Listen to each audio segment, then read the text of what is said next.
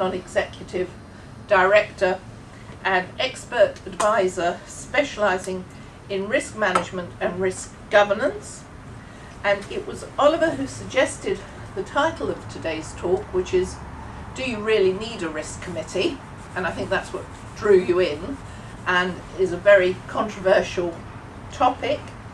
He's got over 25 years experience in the non-life, life and reinsurance and retail financial services sector. And most recently he was the CRO at Aspen. I originally knew Oliver from Willis, which was many years ago, and we've carried on being friendly.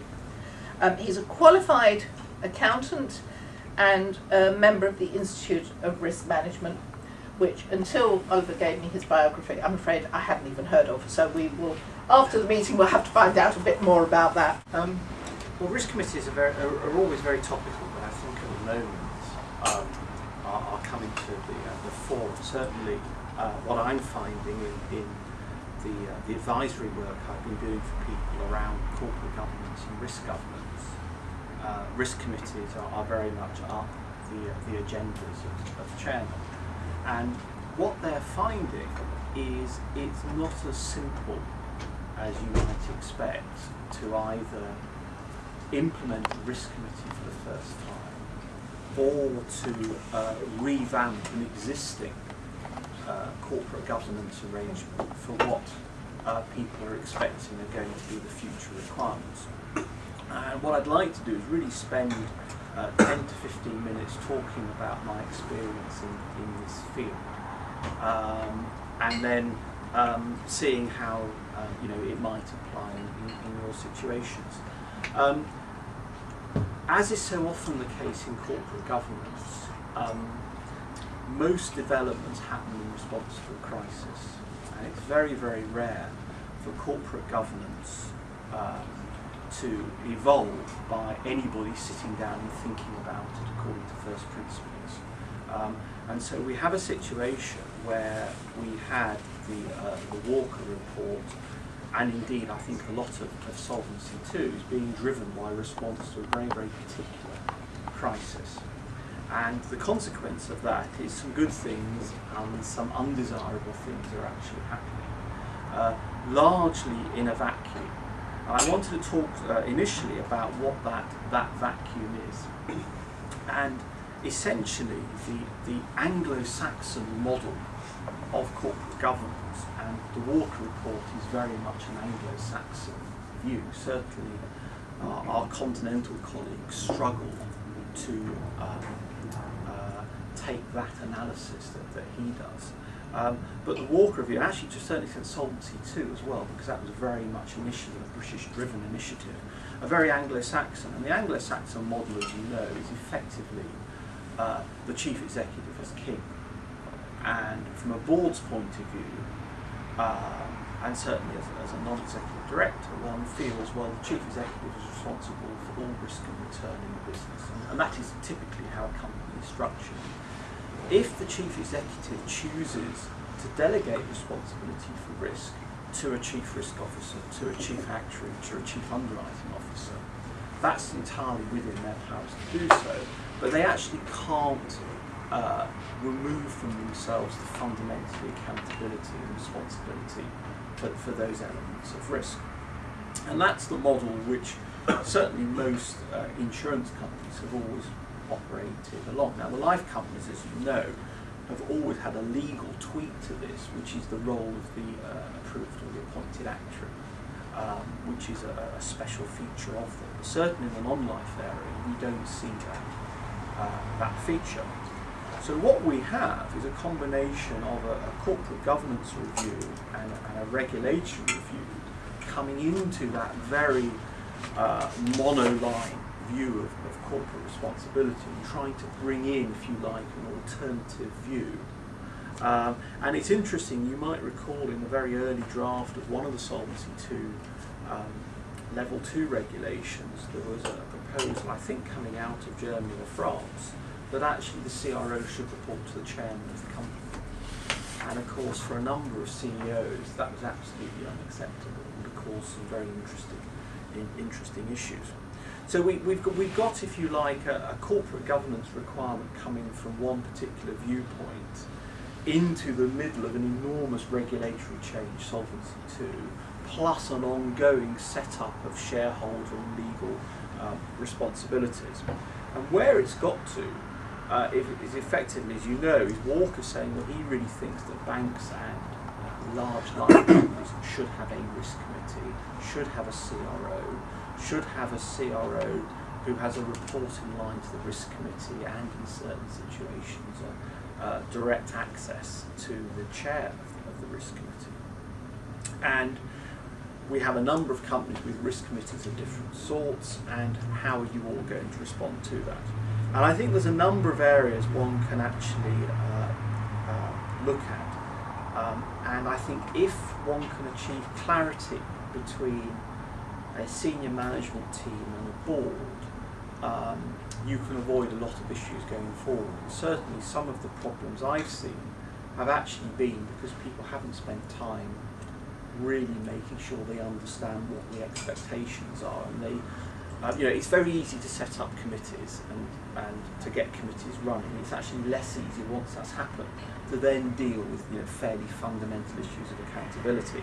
And there were 6 particular areas I wanted to sort of mention. I think there's many more, but these are the 6 areas which, in my experience, have tripped people up.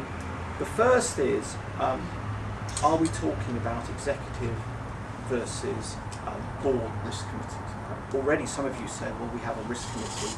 I think that probably sounds like an executive risk committee. Other companies have risk committees which are subcommittees of the board. Walker is very much talking about risk committees as subcommittees of the board. You can have both. I'd be very surprised if a large financial services operation could operate without both.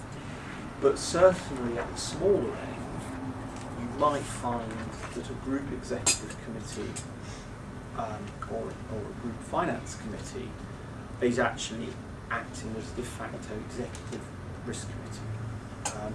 And I think one of the strengths of the London market has actually been historically how organisationally they've blended risk management along with risk taking and management of the business. Now some of the Lloyd's operations are getting too big for that to continue, but there's not one size fits all here. But certainly you have to be very, very clear. We're talking about risk committees as a subcommittee of the board, or effectively as a committee created by the chief executive to support him.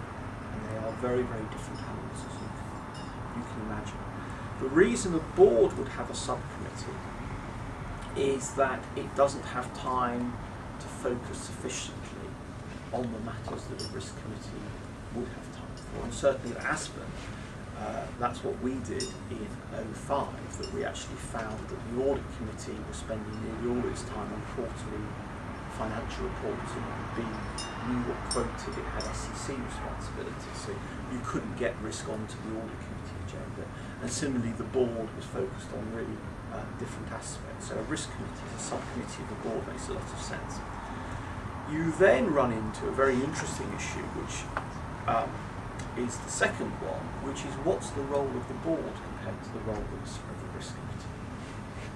And it's not a straightforward matter, a board, if you like, subcontracting to a committee.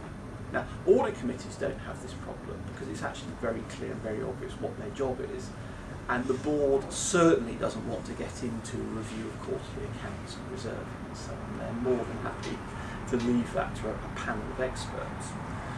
Given that Walker actually said that as far as he was concerned, he said the overriding strategic objective of a BOFI, as he calls them, is the successful management of risk. Well, as soon as you make that statement, you run into an immediate problem, which is how can a board delegate to a committee risk and risk management and risk governance?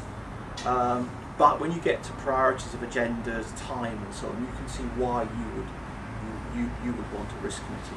But unless it's very, very clear what the role of the board is and what the role of a risk committee as a subcommittee is, you immediately have either the risk of things falling between the cracks, because it's incredible how once a board creates a subcommittee, it switches off from that issue and it just assumes that that subcommittee will deal with it. And if you're not on the subcommittee, it's actually very hard to be involved. You get papers, are you going to go to another committee meeting when you're probably going to a nominations committee or whatever.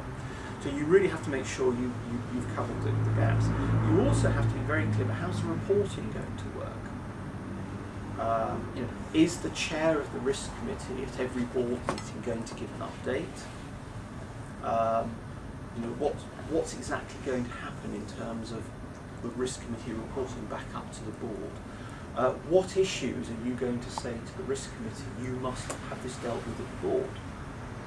And what issues are you going to leave to the risk committee? And one concern in financial services companies at the moment is that risk committees will purely focus on risk and not return and be very, very negative. So how do you ensure that a board is actually making the decisions on the appropriate levels of return and risk, as opposed to the risk committee, who might be looking much more at risk exposure and the negative side of the risk return equation. The second area I think you have to pay attention to, following on from that first point, is the overlap with audit committees and governance committees, and indeed investment committees. You can see now the most incredibly complex structures, and here I'm talking about the board side, not the executive side. Certainly for US quoted companies, under SEC rules, the audit committee is considered the senior subcommittee of the board, with a specific responsibility for operational risk, and that comes out of the whole Enron, Sarbanes-Oxley thing. So a risk committee, audit committee relationship cannot be straightforward.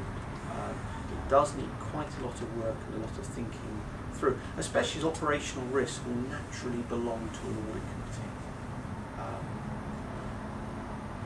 I think each company, depending on the way it operates at the board level, has to find its own solution to that. There's no template or standard terms of reference you can turn to in that regard. The third area, which is a very interesting one, and which was one which I spent a lot of time working on, is the relationship of the Chief Risk Officer to the Risk Committee. Now this can actually take many forms. And unless it is explicitly dealt with, it will lead you invariably into some very, very difficult situations.